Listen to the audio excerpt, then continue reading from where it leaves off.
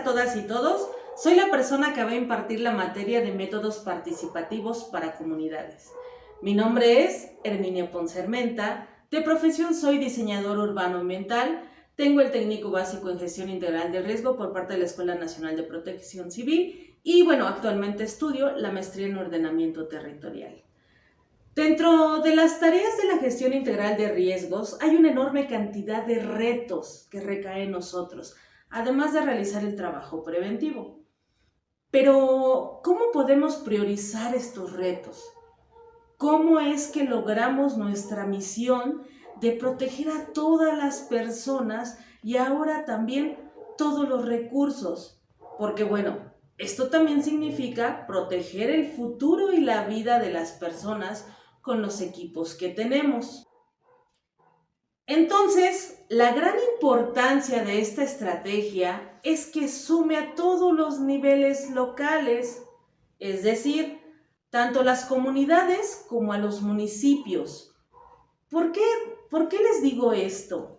Porque la estrategia de formar y capacitar comunidades resilientes no es para trabajarse de una en una o trabajarse con una sola persona. Esto sería muy complicado. En Puebla estamos en ese proceso y lo que hemos encontrado aquí como modelo más eficiente es trabajar en conjunto, tanto localidad como municipio y Estado. Obviamente, si ya existe alguna asociación civil o asociación de la iglesia, voluntarios, algunos brigadistas, pues el trabajo es más fácil. Pero, ¿quién les va a dar esa visión territorial, esa visión de gestión de riesgos? Pues ustedes, las personas que en este momento se están formando, ustedes que están más capacitados y que tienen esa visión en conjunto. Entonces, esta estrategia que les comparto a partir del día de hoy es un llamado no solo a formar comités, que ya están creciendo y esa parte la veremos más adelante, sino a trabajar de forma coordinada con las autoridades municipales y con las autoridades estatales. La propuesta es: tomemos el primer paso. Para no dar más preámbulo, iniciemos nuestra materia. Bienvenidos.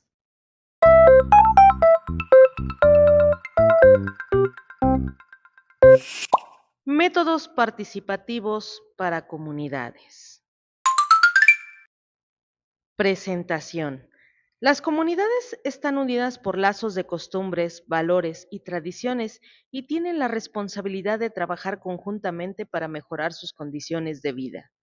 La resiliencia comunitaria se considera entonces un conjunto de capacidades locales para detectar y prevenir riesgos, así como para recuperarse ante el impacto de agentes perturbadores que dañen a la población y sus medios de vida.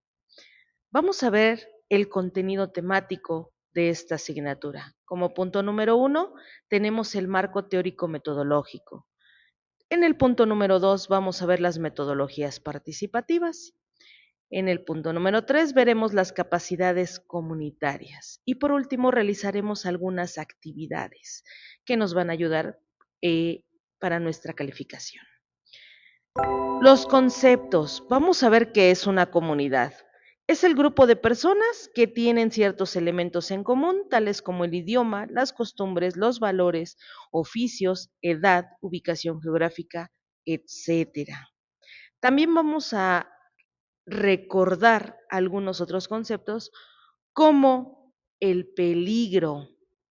¿Qué es el peligro? ¿Sí recuerdan qué es el peligro? Bueno, pues el peligro es la probabilidad de ocurrencia de un agente perturbador potencialmente dañino de cierta intensidad durante un cierto periodo y en un sitio determinado. ¿Qué es el riesgo? Son los daños o pérdidas probables sobre un agente afectable, resultado de la interacción entre su vulnerabilidad y la presencia de un agente perturbador. Por último, las amenazas. Las amenazas las vamos a ver ahorita con un esquema, pero sabemos que es un peligro latente que representa la probable manifestación de un fenómeno físico de origen natural, socionatural o antropogénico, el cual puede producir efectos adversos en las personas, la producción, la infraestructura o los bienes y servicios. Vamos a ver también la reducción de riesgos. ¿Qué es la reducción de riesgos? Es la intervención preventiva de individuos, instituciones y comunidades que nos permite eliminar o reducir mediante acciones de preparación y mitigación el impacto adverso de los desastres. La reducción de riesgos incluye la identificación de riesgos y el análisis de vulnerabilidades, la implementación de medidas de protección, del medio ambiente, uso de suelo y la planeación urbana, los convenios que realizan las autoridades para obtener el apoyo externo, así como los sistemas de alertamiento, el desarrollo de la cultura de autoprotección en la población y las capacidades de respuesta y resiliencia que nosotros ayudemos a contribuir en las comunidades. Quiero que sepan que los desastres son una de las principales causas de afectaciones en las entidades federativas. Por ello es que debemos incrementar en la población los conocimientos necesarios sobre prevención del riesgo de desastres. Después, más bien desde lo local a lo municipal, para la atención oportuna de alguna emergencia. Los pobladores deben conocer que los desastres no son producto de la casualidad y que además pueden generar pérdidas humanas, pérdidas materiales y daños al medio ambiente. Por esto mismo considero que la comprensión del riesgo de desastres es fundamental en la población para que podamos avanzar. Además, para lograrlo, debemos ser empáticos con las personas. Esto es muy importante. En las siguientes diapositivas vamos a ver un ejemplo práctico de estos conceptos a través de dibujos, los cuales aplico en las comunidades para lograr el mayor entendimiento de las personas. Bien, pues vemos aquí qué representa la amenaza, dónde está la vulnerabilidad y cuál es el nivel de riesgo. ¿Qué representa la amenaza? La grande roca que puede deslizarse por un sismo, por lluvias fuertes, ¿no? Por vientos fuertes. ¿Dónde está la vulnerabilidad?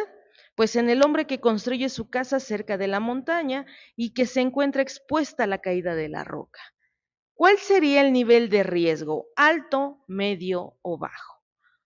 Precisamente sería un riesgo alto, porque si hay un deslizamiento de esa roca, el señor puede morir, puede destruir la casa, puede destruir o aplastar a sus animales, incluso a su propia familia. Aquí es muy importante que nosotros aprendamos a hacer esta especie de esquemas, porque la gente, sobre todo los adultos mayores y niños, son muy visuales. Por ejemplo, en esta segunda diapositiva, ¿existe la amenaza? Por supuesto que existe la amenaza, sí, sigue la roca. Ajá. ¿Puede causar algún daño? Pues no, porque no hay condiciones de vulnerabilidad. ¿Cómo se determina entonces cuál sería el nivel de riesgo? ¿Alto, medio, bajo? Pues sería bajo porque no afecta a ninguna persona, ninguna construcción y no daña pues al medio ambiente, no hay árboles que también aplaste. En esta imagen, ¿qué pasó? La roca cayó, destruyó la casa y mató al hombre. Cuando yo les digo que el riesgo se materializa, se convierte en un desastre.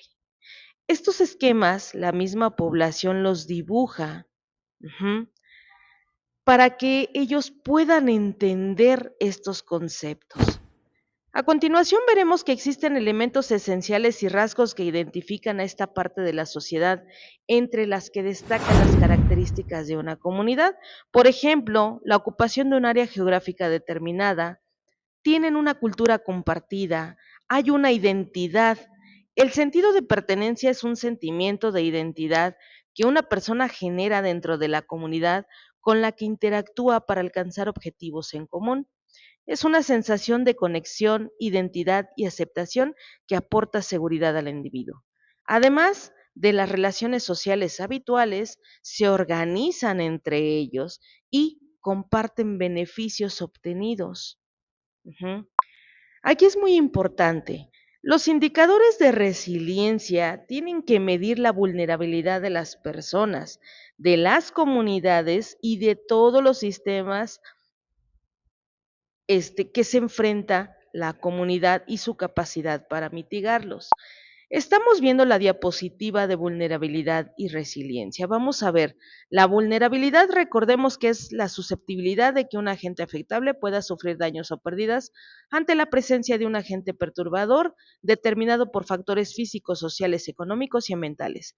Recordemos que a mayor exposición hay mayor vulnerabilidad. Este es el punto de intersección entre las amenazas y los sistemas expuestos y vulnerables, lo que nosotros conocemos como riesgo. En esta diapositiva, la Ley General de Protección Civil en su artículo 2 nos dice que la resiliencia es la capacidad de un sistema, comunidad o sociedad potencialmente expuesta a un peligro para resistir. La resiliencia es más que resistir, es también aprender a vivir, asimilar. Las personas no pueden absorber adecuadamente ciertos cambios de forma inmediata. Adaptación, ¿no? Las personas deben aprender a adaptarse a los impactos de un peligro o un riesgo. La recuperación. Debemos recuperarnos en el menor tiempo posible y bueno, también debemos aprender de lo vivido. Por ejemplo, en Puebla en 2017 tuvimos varias afectaciones por el sismo, pero nosotros aprendemos a adaptarnos a esta situación, aprendemos también a recuperarnos y bueno, en la familia ya aprendemos de esta situación cotidiana que en cualquier momento se puede presentar un sismo. A continuación, a observar una imagen de la localidad de Santiago Xalitzintla, perteneciente al municipio de San Nicolás de los Ranchos, aquí en Puebla. Esta localidad de Santiago Xalitzintla tiene 2030 habitantes según el censo 2000, INEGI 2020. Y bueno, al final, en este gráfico, ¿qué representa la amenaza? ¿Qué creen ustedes que represente la amenaza? Se podría pensar que el volcán, pero ¿qué creen? Realmente es la erupción volcánica que con sus diferentes escenarios afecta a las viviendas que se encuentran en su trayectoria. Es importante aclarar que sí, que si el volcán estuviera en un lugar despoblado y se hiciera erupción, dicho volcán no sería una amenaza para la población o su infraestructura. Es decir, se convierte en una amenaza cuando al hacer erupción causa daños a las personas, a su infraestructura y al medio ambiente. ¿Dónde ubicamos la vulnerabilidad? La predisposición a sufrir algún daño, tanto de las personas que habitan el área de influencia del volcán como el de la infraestructura, cuando se habla de exposición en este ejemplo, se quiere decir que las viviendas están en el área de influencia del volcán. Para que no exista la exposición, las personas deberían trasladar sus viviendas a zonas fuera del área de influencia volcánica. Pero ¿saben cuándo va a suceder eso? Nunca. Así que estas personas deben aprender a vivir con el volcán, con todos los riesgos o más bien con todos los peligros volcánicos que conlleva, ¿no? Por ejemplo, en época de lluvias pueden correr los flujos de lodo a través de las barrancas en las que se encuentra esta localidad. Pueden tener ellos caída de ceniza, sí, constantemente les está cayendo la ceniza volcánica, pero ellos van aprendiendo, ¿no? Ya no es un año ni dos, han sido muchas generaciones las que han vivido en esta localidad. hay tiemperos que hablan con el volcán, pero bueno, esa es otra historia. Vamos a ver los componentes de la resiliencia comunitaria. La resiliencia comunitaria es la capacidad de una comunidad de recuperarse de un desastre o de persistir de manera sostenible frente a una nueva dificultad que persiste. Recordemos que los desastres y otras amenazas son cada vez más comunes, especialmente las causadas por el cambio climático, la creciente globalización y sobre todo la urbanización. Y a medida que las propias comunidades siguen creciendo tanto en tamaño como en complejidad, el riesgo para ellas aumenta. Uno de los componentes más importantes dentro de la resiliencia comunitaria es la conexión social. Cuando los miembros de la comunidad se consideran parte de un todo, participan en ella y se sienten valorados por ella. Esto fomenta un sentido de unión, empatía y conexión que puede ser esencial en tiempos de necesidad. Vemos el esquema del desarrollo de una resiliencia comunitaria. Si hay conexión social, eh, esto es parte del desarrollo de esta resiliencia. Es necesario mejorar esta conexión social conociendo los antecedentes históricos de la comunidad, así como su cultura y la política que desarrollan.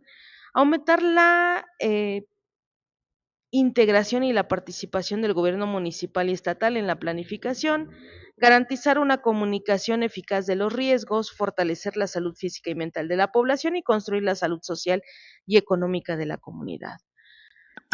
Debemos integrar el conocimiento del riesgo, conocer los riesgos a los cuales la comunidad está expuesta, desarrollar escenarios de riesgos basados en la historia. Aquí es donde nosotros desarrollamos los mapas de peligros en las comunidades. El riesgo es cambiante, lo cual requiere actualizaciones permanentes.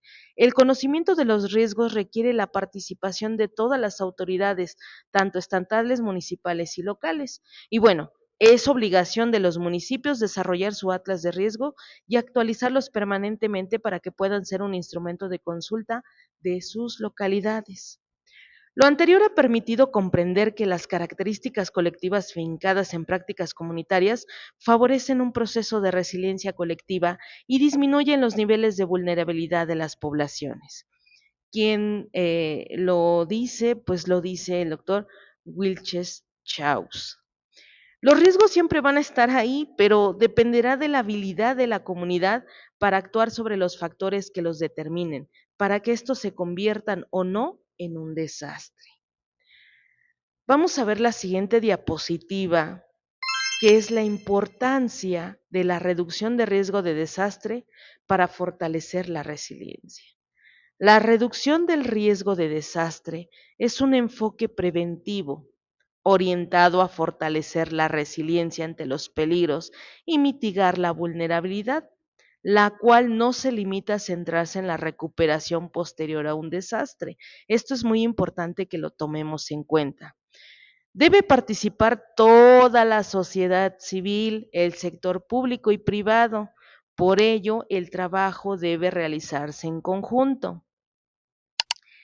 Entonces, aquí hemos visto que para cumplir a cabalidad con esta parte de la preparación comunitaria, estamos enfocados en preparar a las comunidades vulnerables a amenazas de origen natural, aunque esta metodología que llevamos a cabo no discierne mucho en otras situaciones provenientes de la cuestión social o de la cuestión de la salud, como fue lo del COVID-19.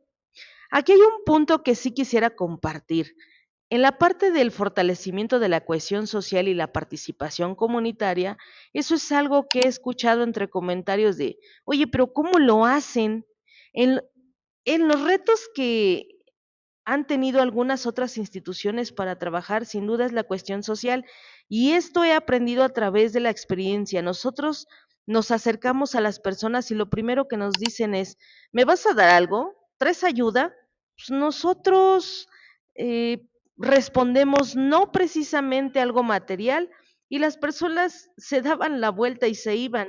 Y es aquí donde nos dimos a la tarea de investigar cómo podemos trascender de esa visión que ellos tienen a convencerlos de manera voluntaria sin condicionales la participación a que acudan a las capacitaciones que nosotros impartimos de forma gratuita. Nos dimos cuenta que tenemos que realizar un enorme trabajo con las comunidades. Vamos a ver el marco de acción de Hyogo y la resiliencia de las comunidades.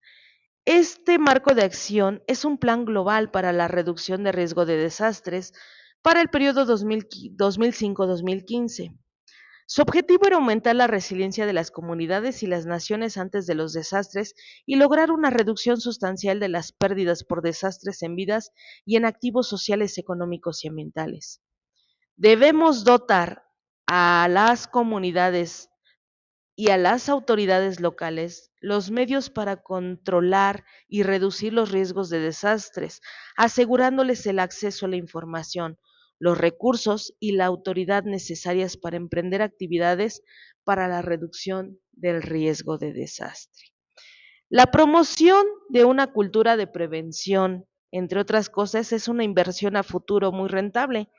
Los sistemas de evaluación de los riesgos y de alerta temprana constituyen inversiones esenciales que protegen y salvan vidas, bienes y medios de subsistencia. Contribuye todo esto a la sostenibilidad del desarrollo y desde el punto de vista del costo, pues resulta mucho más eficaz para reforzar los mecanismos de respuesta y hacer frente a los desastres que la acción centrada en la recuperación después de ellos. Nosotros debemos promover la participación de la comunidad en las actividades de reducción de los riesgos de desastre mediante la adopción de políticas específicas y de gestión estratégica de los recursos de voluntarios, de la atribución de funciones y responsabilidades y de los recursos necesarios, pero también necesitamos contribuir a la comprensión de la evaluación a la evolución, de las amenazas y los factores de vulnerabilidad a corto o largo plazo. Necesitamos reforzar los programas locales en las escuelas con el fin de enseñar a los aprendientes la preparación de la población en caso de ocurrir un desastre. Cuando se produce un desastre es posible reducir considerablemente su impacto y las pérdidas que causa si la población está bien preparada y cuenta con una capacidad de gestión eficaz ante las situaciones de desastres. ¿Cómo es que las localidades prueban sus planes de emergencia? A través de los simulacros. Recordemos que un simulacro es la representación de una emergencia y la ejecución de respuestas de protección realizadas por un grupo de personas ante la presencia de una situación de peligro ficticia, en el que se van a presentar diferentes escenarios, lo más cercano a la realidad, con el fin de observar y comprobar el grado de preparación ante posibles situaciones reales de desastre. Aquí tenemos una foto de un simulacro por contingencia volcánica que realizamos en la localidad de Santiago de Xalitzintla, municipio de San Nicolás de los Ranchos, el día 1 de febrero de 2022. Vemos a la población que está sumamente organizada, está preparada. Hemos nosotros puesto ese granito de arena para que ellos tengan este conocimiento, sobre todo los aprendientes que son nuestros principales difusores, con sus familias. Antes de pasar a la siguiente diapositiva, me gustaría comentar que todo este trabajo en las comunidades tiene que ver con la gobernanza. La participación de todos y todas es muy importante, ya que las autoridades tienen esa toma de decisiones. Recordemos que estamos hablando del sector gobierno, el sector privado, el sector social, las academias, la sociedad en general, las comunidades. Debemos participar de forma coordinada y responsable para la búsqueda del beneficio común. Debemos corregir los errores del pasado que se han ido acumulando durante décadas, donde se han ido estableciendo las comunidades. ¿Es una enorme responsabilidad de todos? Sí. La gestión de riesgo de desastres contribuye como proceso de planeación, participación, implementación y evaluación de estrategias, programas para prever, reducir y controlar el riesgo de desastres para lograr que las comunidades sean seguras, sostenibles y resilientes. Pero este trabajo requiere tiempo y esfuerzo. Por esto mismo estamos en esta lámina donde vemos el enfoque interseccional y cómo debemos incluir a todos los segmentos de la población. Reconocer las desigualdades sistemáticas derivadas de diferentes factores sociales como la etnia, el género, la clase social, las capacidades y habilidades sociales, vemos la importancia de comprender las necesidades de la comunidad y sus diferentes audiencias. Esto es un factor clave para trabajar correctamente con cada segmento de la población. Pero, ¿qué es el enfoque interseccional? Pues este enfoque nos ayuda a pensar en todos los segmentos de la población que son más vulnerables y normalmente discriminados. Por ello, nuestra tarea como gestores es crear nuevos liderazgos que puedan contribuir a la construcción de comunidades resilientes. Estamos viendo los principios presentes en la gestión de riesgos. No dejar a nadie atrás, porque a través de ello podemos fortalecer los planes de emergencia para tomar en cuenta las necesidades de toda población. Buscar alianzas, debemos nosotros de verificar las organizaciones civiles, los gobiernos locales, los líderes comunitarios y las ONGs de las que podemos ayudarnos. Ajá. ¿Para qué? Para que en determinado momento y si hay una emergencia, todos podamos contribuir a la resiliencia de esa comunidad. El enfoque de género nos da un entendimiento de su vulnerabilidad ante desastres, espacios de voz que tiene la misma gente de la comunidad y la equidad de género. Quiero decirles que aquí en Puebla tengo presidentas de las juntas auxiliares. Aquí sí estamos nosotros poniendo este granito de arena con la equidad de género. Ya tenemos autoridades locales mujeres. Ajá. Y bueno, en el punto número 4, la recopilación de buenas prácticas. Hay un entendimiento de peligros que afectan a la comunidad. Y en el punto número 5, vamos a evitar o prevenir situaciones de violencia.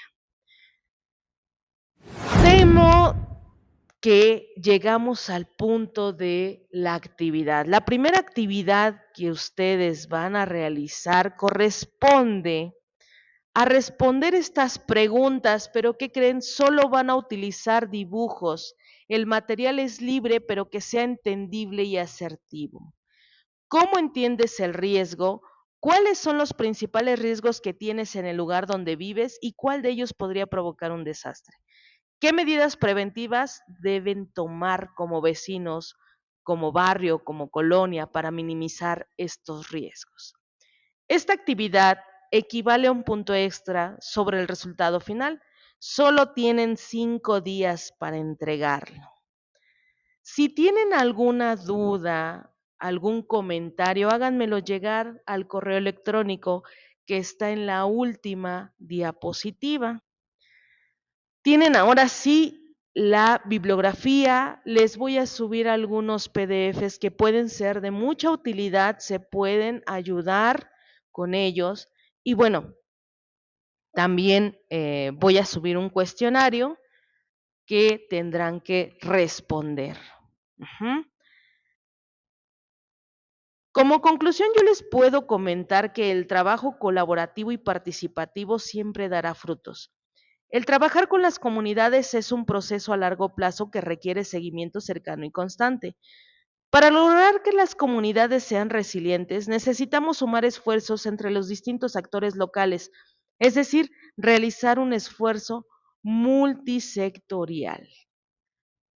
Muchísimas gracias por su atención.